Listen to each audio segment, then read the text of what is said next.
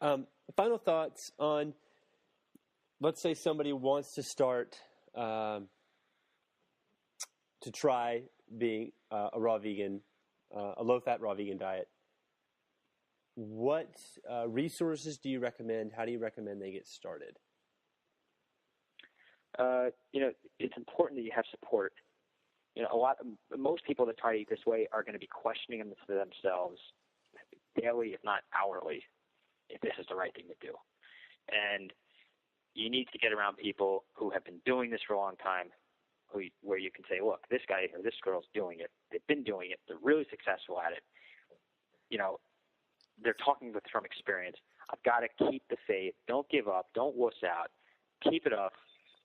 So the way you find that out is you got to check out some websites, whether it's social communities. Of course, before you do that, you got to get the information from a book.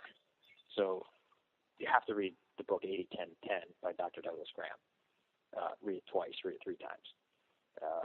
Check out 30bananasaday.com. That's the number 30, and banana is all spelled out, aday.com. That's a great website.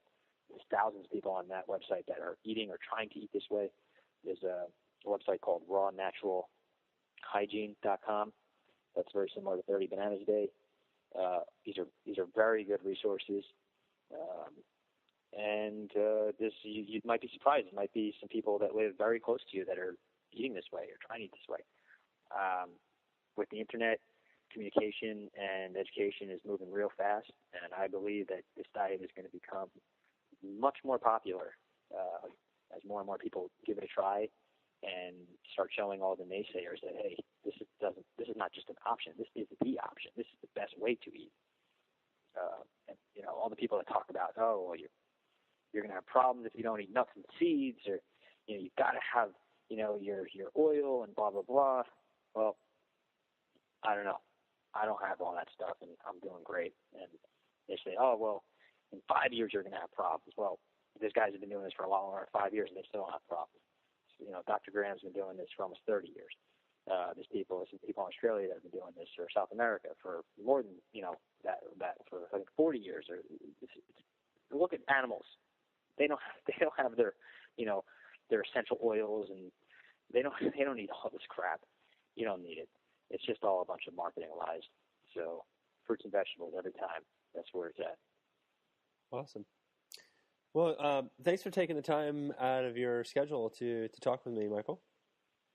Yeah, I'm happy to share my experience. I'm really pumped about this diet. That's pretty obvious, but I really want to get the message out. I feel extremely, extremely blessed and lucky that I was able to just kind of stumble upon this diet. And I should say that when I first saw this book and I skimmed through it, and I felt like an elitist in the world of diets. I just kind of brushed it off. I didn't even want to open the book. My wife recommended I look at this book. She found it. She said, you should really take a look at this. It looks like some really good points in this book. I laughed out loud when I read some of the recipe options that were listed in this book, because it was, take bananas, cut them up, put it in a bowl, take some strawberries, cut them up, put it in a bowl, enjoy. And the guy's serious, that's the meal. And I really thought it was outrageous.